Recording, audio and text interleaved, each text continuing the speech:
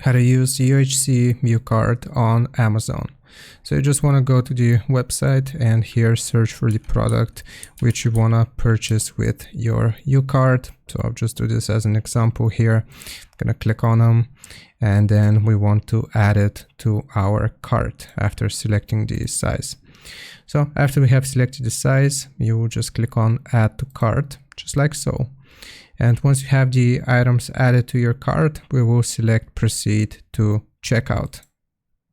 Okay, so from the checkout screen, it's going to look a little something like this. You can apply a gift card, voucher, or promotional code if you have any. And the UHC UCard is a prepaid debit card. So here you will see the option add a credit or debit card, accepts all major credit cards. Once we click on it, here you can see the different cards that are accepted. You will need to type out your card number, name on card, expiration date, and the CVV or CVC. And you will just click on add card and you can use your UHC UCard here this way. So I hope this helps. Leave a like and sub. I'll see you next time.